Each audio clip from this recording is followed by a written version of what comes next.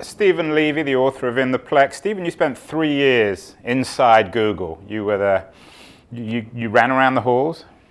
Well, Elliot Schrag, who was the head of communications when this project got okayed, told me he'd give me a badge if I gave Google approval over everything I wrote.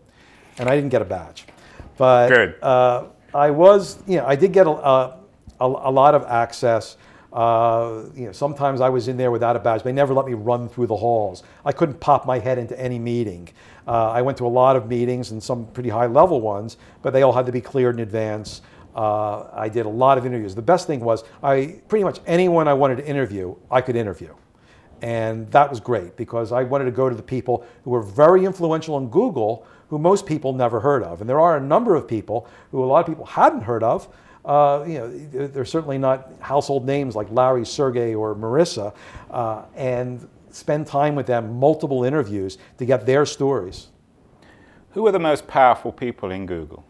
Well, Salar Kamanger, I hope I'm saying his name right. Who you cover in some detail in the book. Because no one ever says his name. The guy who came over to YouTube, right? Yeah. Now he was one of the first 10 employees of Google. He wrote their first business plan.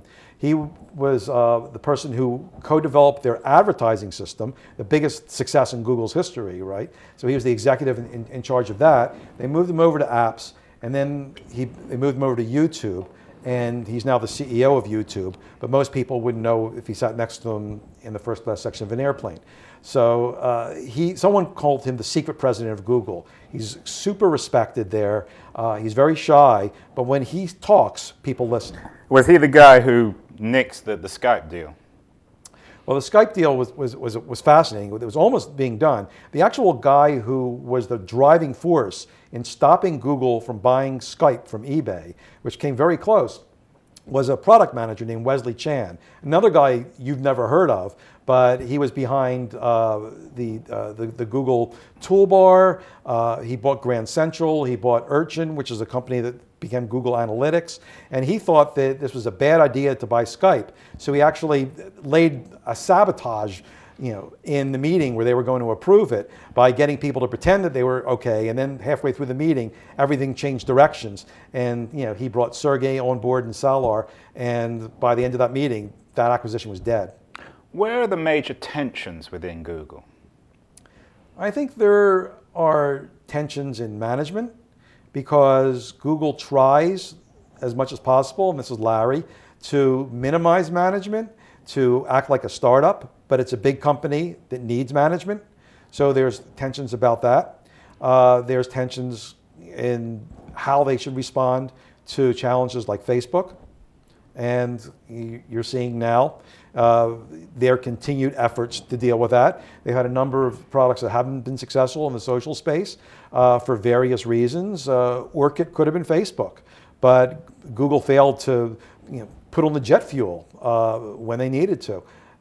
So they can't walk away from that space, but I think they think they're on the right track now, but it's a controversial and tough slog for them. Mike Arrington wrote a very interesting piece, I think came out on April 1st. Everyone thought it was an April Fool's joke, but it wasn't, about the tensions within Google between engineering and business, particularly between, I think it was Matt Cutts and, I don't know if it was Cutts, but certainly Nikesh Arora. Is there a lot of tension between the purity of the engineering philosophy and the rubber meets the road philosophy of sales guys? The tension is reduced somewhat by the fact that it's quite explicit that at Google, the engineers rule. And I spent a lot of time with Tim Armstrong and one of his top assistants, Jeff Levick. Both of them are AOL now. Talking about this. Hi Tim. And and I think it was Jeff who told me that if you're a sales guy and you work at Google, you have to understand that Larry and Sergey don't give a rat's ass, that's his term, about salespeople. And they told me about one meeting they had. It was one of the first meetings of salespeople where Sergey was there. And instead of listening to the presentation, he spent most of his time in the back of the room fiddling with the controllers and the AV the section there, the electronics there. He found something he found interesting there.